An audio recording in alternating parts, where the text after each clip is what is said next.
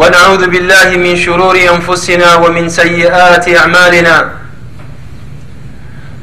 من يهد الله فهو المهتد ومن يضلل فلن تجد له وليا مرشدا وأشهد أن لا إله إلا الله وحده لا شريك له وأشهد أن محمدا عبده ورسوله يا أيها الذين آمنوا اتقوا الله حق تقاته ولا تموتن إلا وأنتم مسلمون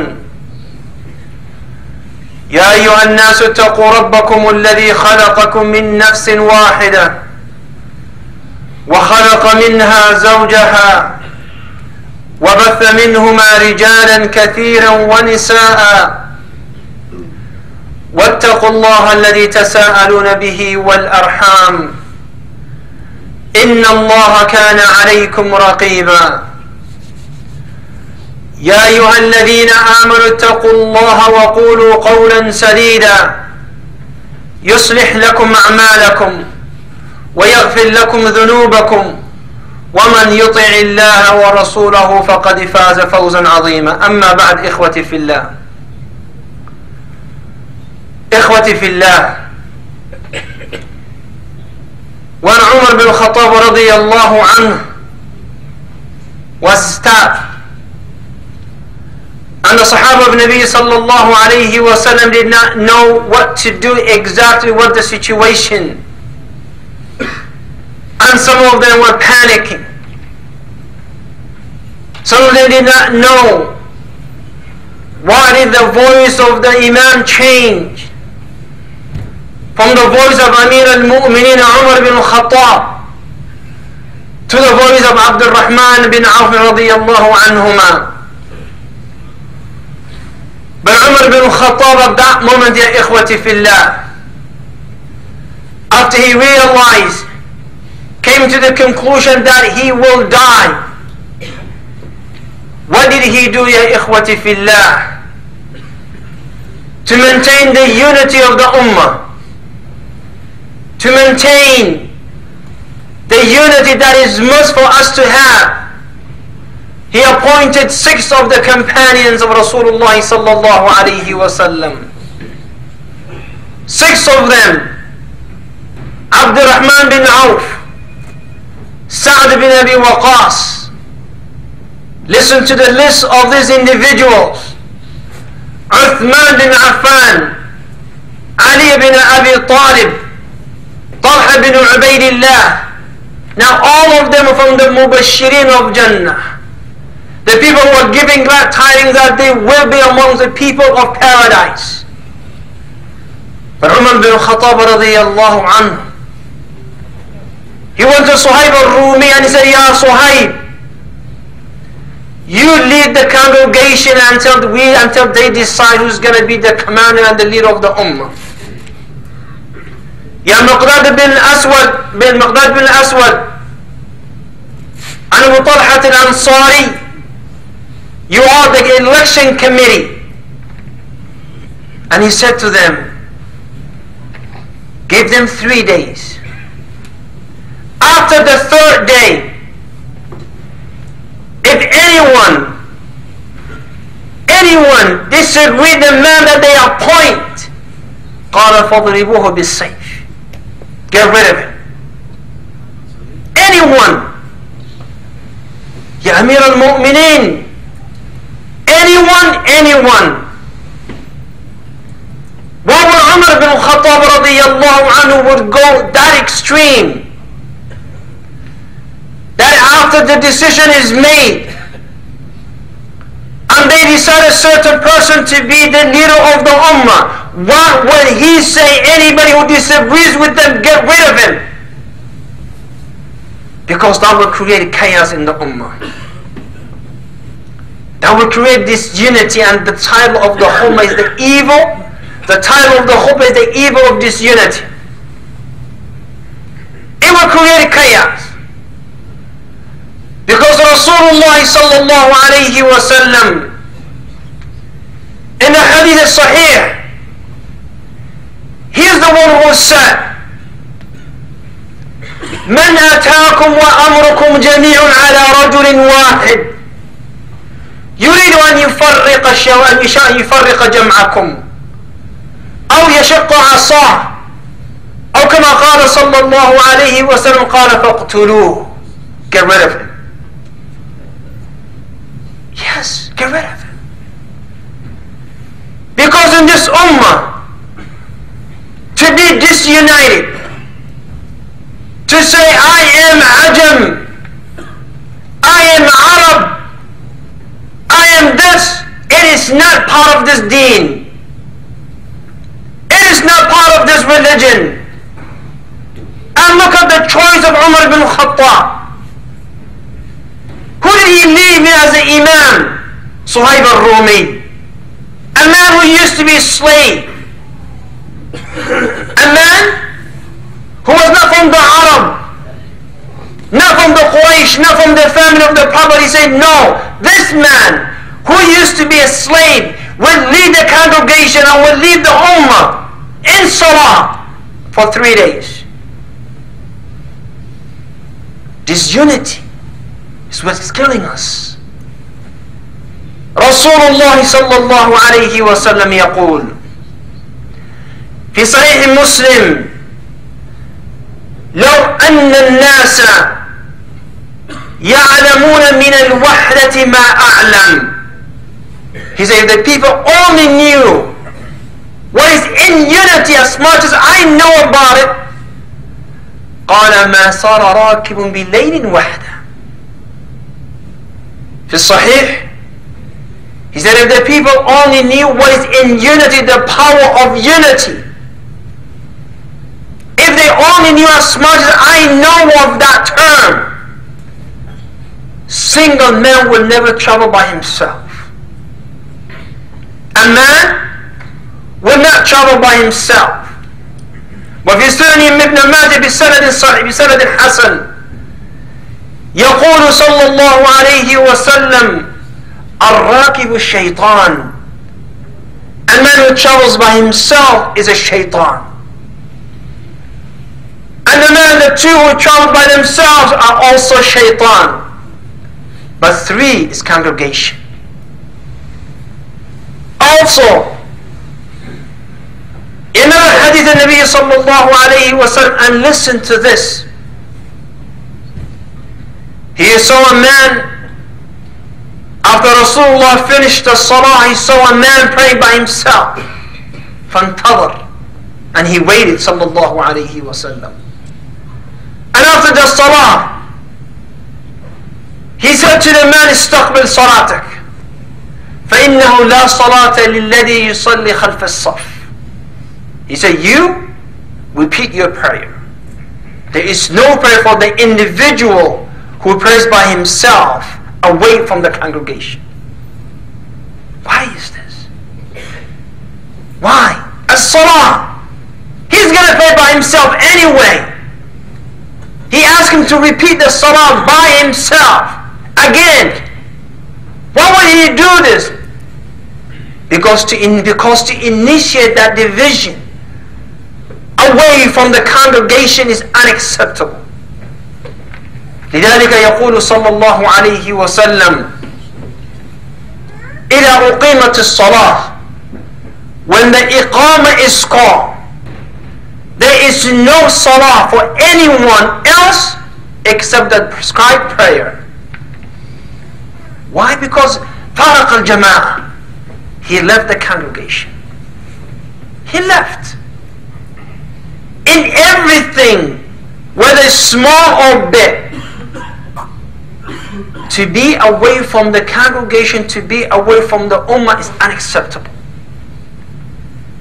Remember the hadith of Nabi sallallahu alayhi wa sallam في صحيح مسلم وسنن أبي داود, where Rasulullah sallallahu alayhi wa sallam walked into the masjid and he saw the Sahaba, his own companions, sitting in small groups away from one another, not talking in haram manners, not backbiting anyone, not cheating, not dealing with business, but sitting in the corners of the masjid remembering Allah. And he admonished them. قَالَ مَا لِي أَرَاكُمْ حِزِينَ. Why would you be segregated like this? Why would you be away from one another? Why would you do that? Because it is not part of Islam. Listen to this, ya ikhwati fillah. When Allah created Adam, and Adam had one enemy, and Allah said, وَإِذْ قُلْنَا لِلْمَلَائِكَةِ اسْجُدُوا لِآدَمَ فَسَجَدُوا إِلَّا إِبْلِيسَ. Except Iblis. He decided not to prostrate for Adam. He decided to be by himself, individualism. And when Allah cursed him, cast him away from paradise, cast him away from the sama, you know what Iblis said? قَالَ فَبِمَا أَغْوَيْتَنِي لَأَقْعُدَنَّ لَهُمْ صِرَاطَكَ الْمُسْتَقِيمِ. He said, since you misled me, I will sit on your right straight path. I will not allow anyone to get to you. قَالَ وَلَا آتِيَ. In this surah, يقول الشيطان, challenging Allah subhanahu wa ta'ala, I will approach them from the front, وَعَنْ أَيْمَانِهِمْ, and from their right, وَعَنْ شَمَائِلِهِمْ, and from their left, وَلَا تَجِدُ أَكْثَرَهُمْ شَاكِرِينَ, and most of them will be ungrateful. How did he do it? In another ayah he said, فَبِعِزَّتِكَ لَأَغْوِيَنَّهُمْ أَجْمَعِينَ. In another ayah he said, قَالَ فَبِمَا أَغْوَيْتَنِي لَأُزَيِّنَنَّ لَهُمْ فِي الْأَرْضِ وَلَأُغْوِيَنَّهُمْ أَجْمَعِينَ. How did he do it? يقول ابن عباس رضي الله عنه in the tafsir of this ayah, كان الناس أمة واحد. People were only one nation, one group. He said, then the devil came to them and created chaos among themselves, and he separated them from one another, and he was able to mislead those individuals who went away from the group. I went away from the group. If you want and desire weakness, be away from your congregation. Be away from your ummah. Be away from the people that are on the same religion and methodology of you as you. And this is given, ya ikhwati fillah. It's given. Till today, as Rasulullah stated sallallahu alayhi wa sallam fi hadith sahih, the most beloved shaitan to Iblis are the one who's able to separate two individuals. يقول صلى الله عليه وسلم, shaitan places his throne over the sea, over the water. فيبعث سرايا, and he will send his groups. قال وأدناهم منهم أكثرهم وفي رواية أعظمهم فتنة. And the closest to the devil, the closest to shaitan, is the one that causes the greatest fitna. قال فيأتي أحدهم, one of them would come. فيقول فعلت كذا وكذا, I did such and such. And the shaitan would say, ما صنعت شيء, you did not do much. ثم يجيء آخر, and another one will come. فيقول ما تركته حتى فرقته بينه وبين امرأته. He said, I did not leave them until I separate him from his wife. فيقول إبليس فيدنيه منه ويقول نعم أنت, you did great job. You did great job. Now the first one he said, صنعت كذا وكذا, I made him commit a zina. He says, that's okay, it's not much. I made that individual kill innocent individual. He said, you did not do much. I made that individual lie. That is not a big deal. I made this do this. That's not a big deal. But the one who separated two individuals from one another, he said, you did great job. You did great job. لذلك ابن Abbas, he said, between Noah and Ibrahim, it's 10 centuries. And the people used to worship Allah. And then Iblis came again. And he took group away from the congregation, from the Jama'ah, from the Ummah. And he misled them. Yes. Without unity, you and I cannot establish much. أقول ما تسمعون واستغفر الله لي ولكم فاستغفروه إنه هو الغفور الرحيم.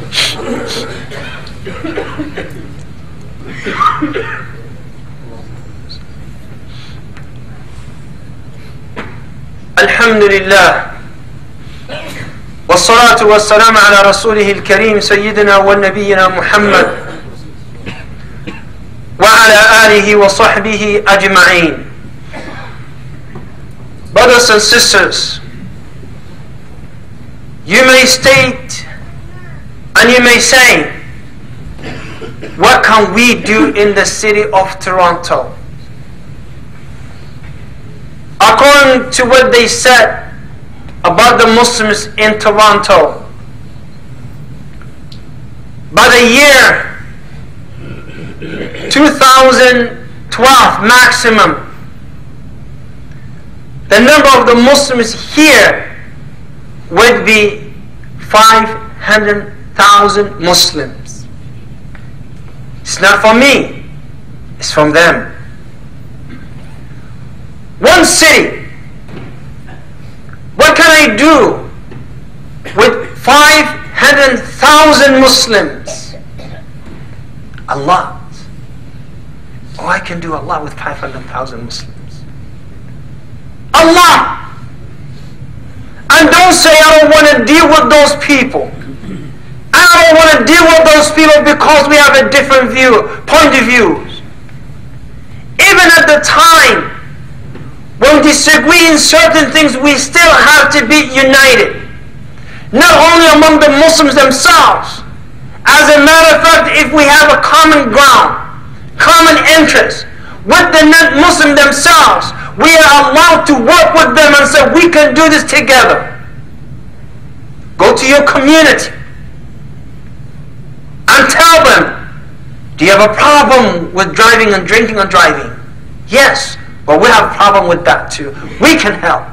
We have 500,000 Muslims who are willing to help. You have a problem with 10 teenagers probably in pregnancy. Yes, but we have a problem with that too. We can work together. You want to work for the best of the environment? Yes, we can work that with you. Rasulullah sallallahu alayhi wa sallam dealt with the Yahud, dealt with the mushrikeen of the Arab, dealt with everyone to protect the common ground, common interest, and that was the well-being of the city of Medina. And he wrote a contract and said, we will work together to protect the city of Medina so we can all live in peace. And you and I can work with our neighbors and work with them. With 500,000 Muslims. What can you do with that? To begin with, you can march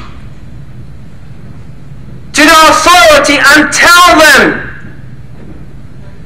there are 17 Chinese Muslims. 17 Muslims, Chinese Muslims, who were captured 2004 because they were guilty of being a terrorist. They were captured, 2001, and they were cleared 2004. But he's still in custody. You know why? Because nobody wants to take them. Not a single Muslim country said, we will take them as far as I know. 17 Chinese Muslims. If they go to China, they will be killed. And the Americans themselves, they said, the judge ruled that these people being oppressed and they should be released in the United States. But Bush administration said, no, we will not allow that. They are homeless in their prison. They have nowhere to go. And subhanallah, in our own Muslim country, when a Kafir comes, we welcome them. We welcome them. I have seen Yahudi in the Muslim countries. I have seen kuffar in all different colors and shades, different religions in Muslim countries. But these 17 Chinese Muslims, not a single person, or I'm sorry, not a single state or country, Muslim country said, we want them. But you and I, and by the way, for your information, this country, Canada, as far as I know, is the only country said, we will take them, we will consider taking them in. Non-Muslim country, working for the well-being of Muslims, and they say for those 17 Chinese Muslims who have no home, we will take them in. We will consider it. Where were you, ya ikhwati fillah? Where were we? They were free. They were released almost. No crime since 2004. 4 years ago. But they have nowhere to go except to stay in that cell in Cuba. You and I, for 500,000 Muslims, we can go and say, yes, we will support them as a Muslim community. We will aid and help them. Bring them to Canada. They don't have to work for you. You don't have to give them money or welfare. We will take care of them. With 4,000-5,000 Muslims, you can create the most powerful lobby in Canada. You're feeling sorry for the young soldiers, Canadian soldiers being killed in Afghanistan.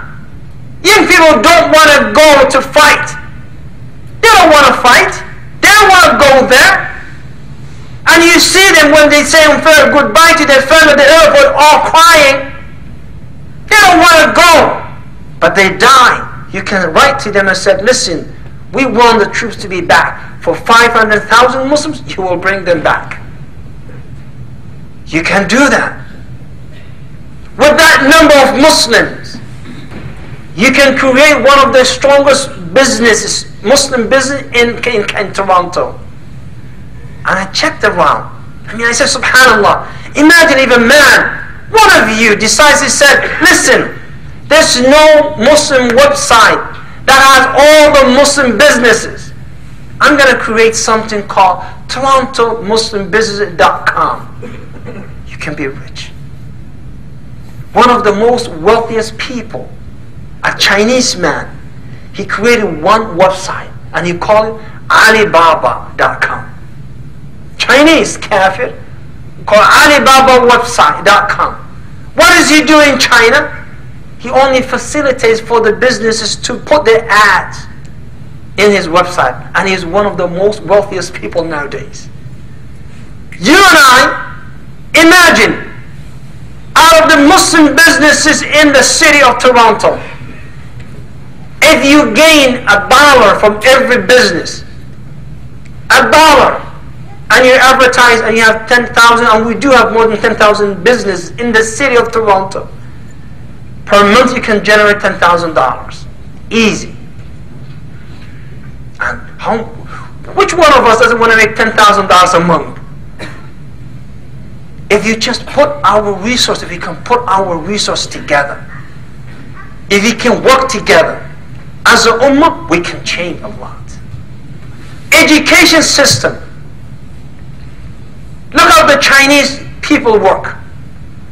They live in the same neighborhood? Yes.